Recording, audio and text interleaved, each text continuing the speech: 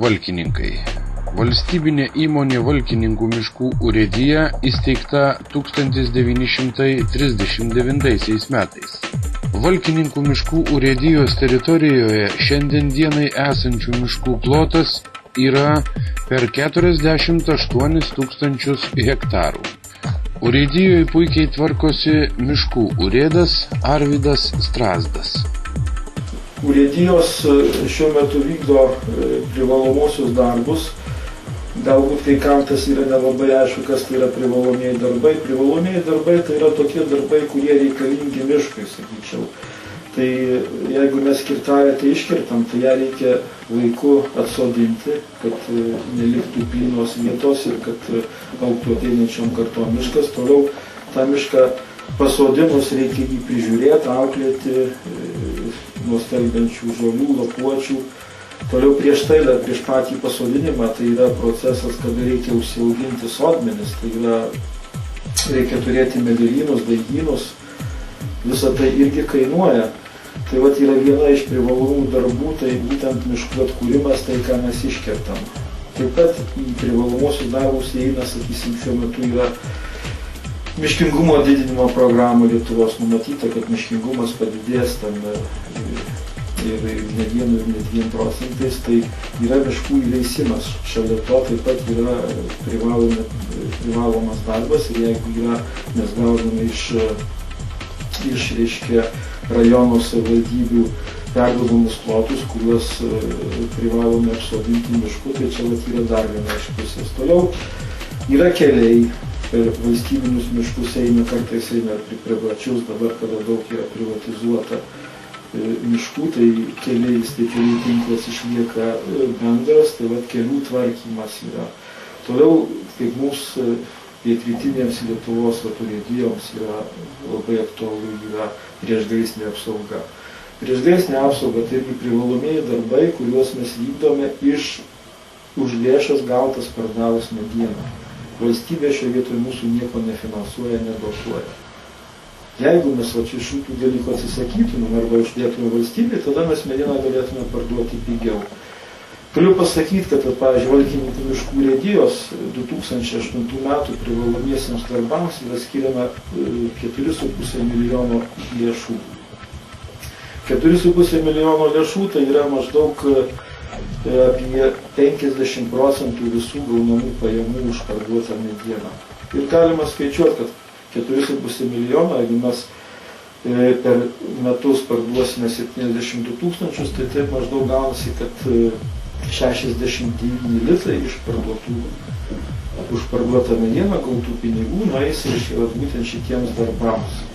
Toliau, jeigu pridėsiu, kad šiuo metu rangovams mokame už medienos pagaminimą nuo 40 iki 50 litrų, tai sudėkit su 69 litrais ir mes gausime jau 119 litrų.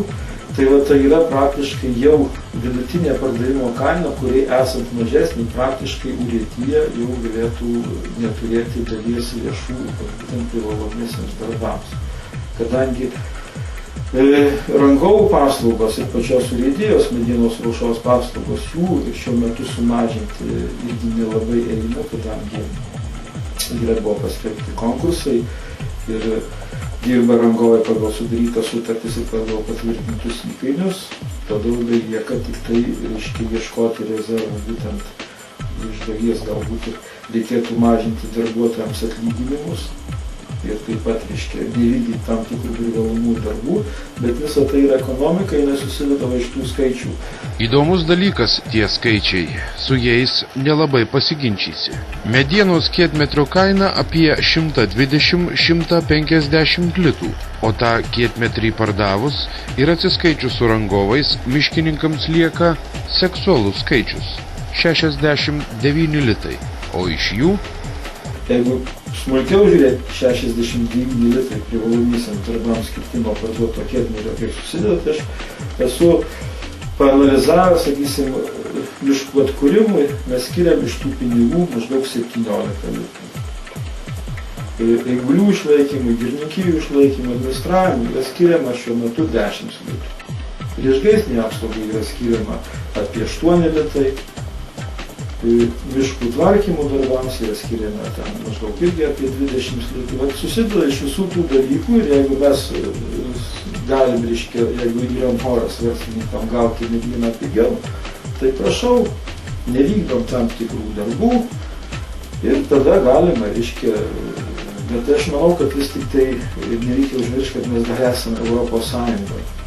Ir yra susiformavę tam tikros kainos visam regione, kadangi mes, pavyzdžiui, bendravome ir su Lenkijos miškininkais, ir su Lenkijos pirkėjais. Aš manau, kad tai yra sveikas dalykas, kadangi neužsidarom savo kiautę, žinom, kiek mediena kainuoja užsienyje. Taip pat yra vežėjai, kurie bendrauja su Latvijos perdirbimo įmonėm. Ir ta kaina yra bendra ir mes neįsivaizduokim, kad užsidarysime, kaip anksčiau, sakysime, kaip dabar Baltarusija savo kiautę ir prekiausime verslininkams, parduodami jų norimą kainą. Tai tada jokios rinkos nėra. Ir toks, manau, kad ir visi rimti ekonomistai apie tai iš karto pasakytų, kad mes kažkur tai bandom pasukti ne tuo keliu. Viskas gerai, ponia Arvydai. Teisingu jūs keliu einate, nes, kaip jau minėjau, su skaičiais nelabai pasiginčysi.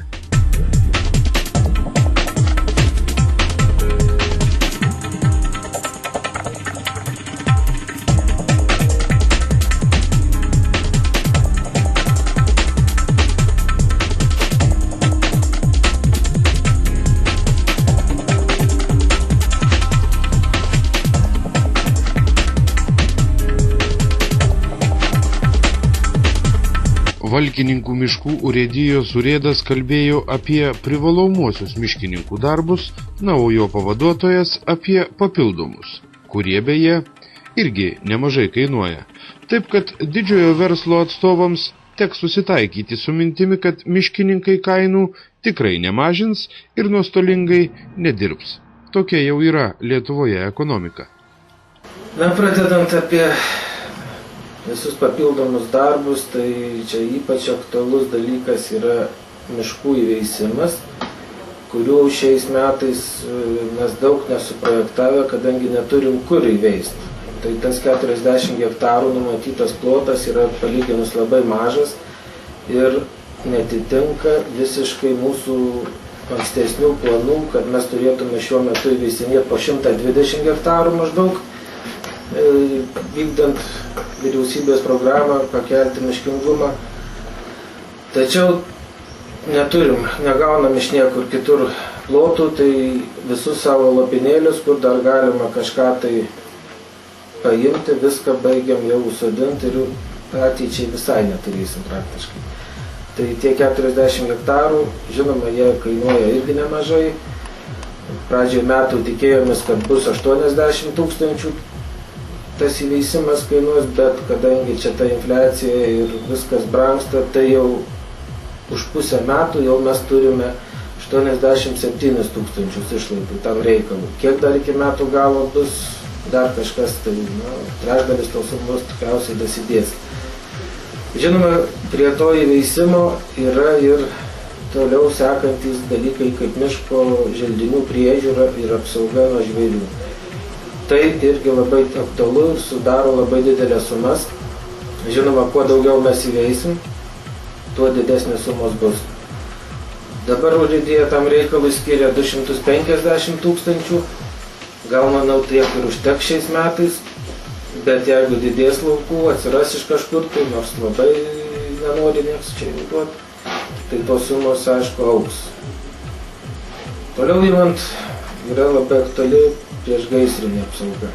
Šiai apsaugai skiriam, bent jau šie metam numatė 190 000. Ir šiuo metu dar nebuvo labai tokių didelių sausrų, jau turime išleidę 112 000. Tai čia, aišku, didelis kiekis yra amortizacijos kadangi nauji automobiliai šiuo metu supirkta yra ir jų amortizacija didelė, bet tai dar ne viskas. Jeigu dabar stos sausros ir prasidės gaisrai, aišku, išlaidos ženkliai didės ir gali labai ženkliai padidėti, kadangi čia prognozijos tokios, kad artėja sausros, reikės ir gaisrus gesinti, ir naktim budėti, kadangi žmonių kiekis aplamai yra sumažintas gan stipriai, o privačius miškus reikia taip pat saugot. Savo dar eigulį surandam kokį, kuris per naktį budi, privačiam jau surast ne taip paprasta, o jeigu surandam, reikia daug laiko, kol jį randi, o kaip išsikviesti, jį vėl atsiranda dar didesnė problema, nes gali jis gyventi net Klaipėdoje ir kažkur išvykęs ir į Angliją. Taigi, problemų urėdijoje yra daugiau negu reikia. Miškininkams tenka spręsti ne tik savo, bet ir privačių miškų savininkų problemas. Po reklamos Žaliojoje akademijoje žiūrėkite.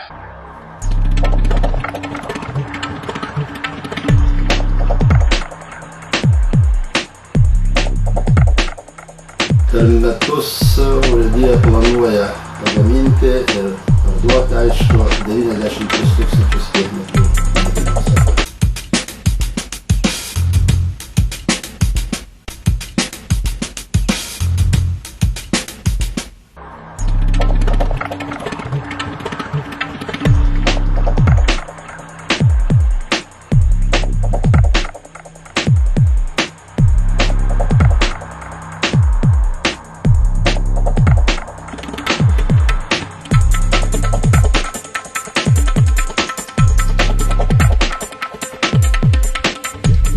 Iš Dzūkijos persikeliame į Žemaitiją, Kretingos miškų urėdiją. Viena seniausių urėdijų Lietuvoje. Miškininkų problemos ir čia tos pačios, kaip ir visur. Tad nemanau, kad apie jas dar kartą verta kalbėti. Siūlau truputėlį pailsėti nuo problemų ir tiesiog pasidairyti po Kretingos urėdijos medelyną.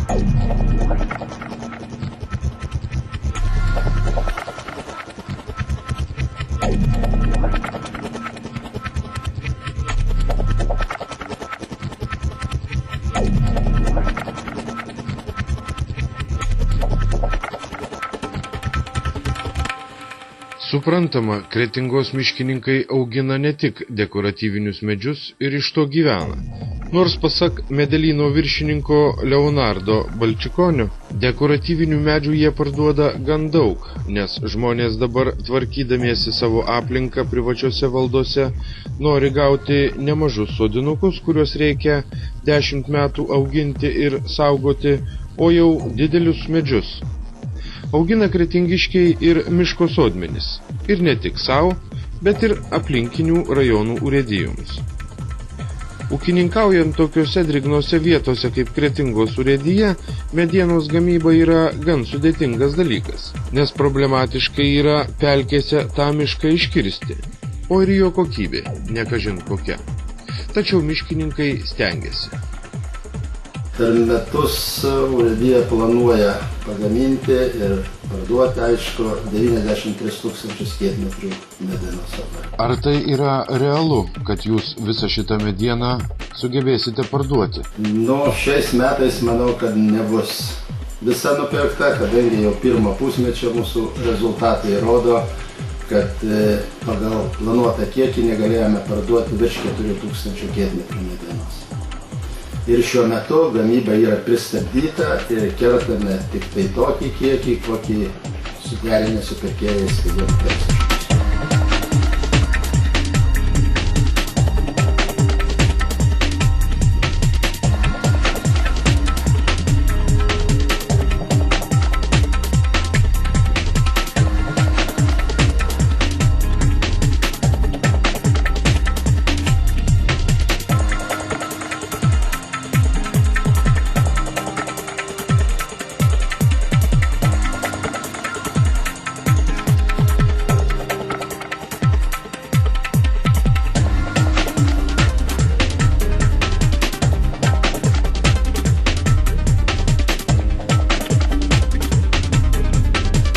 Medelynuose auga sodinukai, šiaip ne taip miškininkai susitvarko su kirtimais ir miško pardavimais.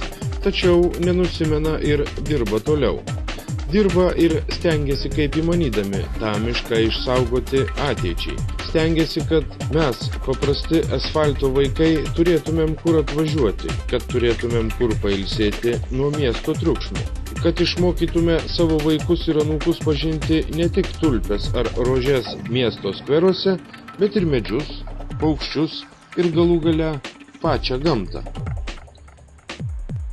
Kretingos urėdijos miškininkai ne tik įrengia, bet ir prižiūri mums skirtas poilsiavietės. Kad ir ką besakytų didžiojo verslo atstovai, kad ir kaip jie kalbėtų apie miškininkus, pastarieji yra tikrai geri žmonės. Ir tikrai myli ir mišką, ir savo darbą. Štai šis jaunas vyras rūpinasi girininkyje ir mišku, ir poilsiavietę prižiūri, ir net nedarbo metu. Birželio 1-ąją su žmona važinėdamas miške dviračiais nusprendė apžiūrėti Lenkimų poilsiavietę. Čia esame dabar Lenkimų girininkijos poilsiavietėje, kurioje birželio 1 dieną pasisekė toks atsitiktinumas, teko ištraukti skęstančią mergaitę. Tai buvo birželio 1, sekmadienio vakaras, jau apie 9 val. Vakaro. Ir tiesiog atsitiktinumas, tokiu laiku žmonių beveik nebūna. Ir buvo 2 berniukai ant kranto ir mergaitė plaukė. Iš pradžių mes važinėjomės su žmona su dviračiu. Žmona grįžo namo. Aš čia dar prasukau, buvau ir pasižiūrėjęs, kas poilsiavietėje. Ir toks dalykas atvažiavęs pamačiau mergaitę važiuojant. Maudantis, iš pradžių įtarimų tai tokį nekilo, atrodo, plaukė normaliai, berniukai nieko nesakė, mergaitė nešaukė nieko. Ir pavažiavau į galą, kadangi po savaitę pasižiūrėti, kas čia dedasi, ar niekas nesulaužyta, niekas kas kaip. Ir grįžtant, apsisukau, mergaitės vandenį nesimato. Įtarimas kilo jau iš pradžių nerami širdis, aišku, pasižiūrėjau ant krantų nėra. Ir tuo momentu žvilgėjau dar galvikė mergaitės iškilo virš vandens ir pasinėrė. Aišku, nuo to momentu jau ir aš pats nelabai įdėmiai pamenu, šokau į vandenį. Iš tokį mergaitę jau buvo maždaug nugrimzdus apie 1,5 metrų į dugną. ir ištraukus ant kranto, rankikės buvo pasvirusios ir bandžiau kiek mogu tik daryti dirbtinį kvėpavimą. Dirbtinį kvėpavimą padarius, pradėjo mergaitė atkosėt, porą gurkšnį atkosė, pradėjo atsigauti ir skambinau 112, kai buvo sujungęs Skuodo policija, tai taip pat greitoji ir medikai labai greitai, galiu pagirti, atvažiavo ir viską pilnai pasiruošė ir nuo to dar žmonai paskambinau, atnešė rūbų, kol laukiam, kad nesušaltų, nes jis atrebėjo. Ir, kaip čia pasakius, dar buvo tokia mintis, galvoju, nėra plaučiais vandens ar ko, gal skauda krūtinė ar ką. Paklausiau, kas skauda, tai sako, kojykę skauda, tai matyt šaltas vanduo birželio 1, dar tų šiltų dienų nebuvo. Sutraukė tiesiog raumenis mergaitai. Ir tiek. Nežinau, atrodo, ta žygas bet kuris būtų, mano manimo, tai pasielgęs. Ar mūsų urėdijos darbuotojas, ar aplamai, kaip sakant, lietuvis, kad ir ką nori tą sako, bet pagal manęs, tai nežinau, būna žmonių paklausia, kad tiesiog ar tu nebijojai, ar ką. Nebuvo laiko, kada tokių dalykų galvot, kada suabejot ar ką nors. Tiesiog, sekundžių reikalas reikėjo. Gal nebuvo tokių, kada abejonių ar ką.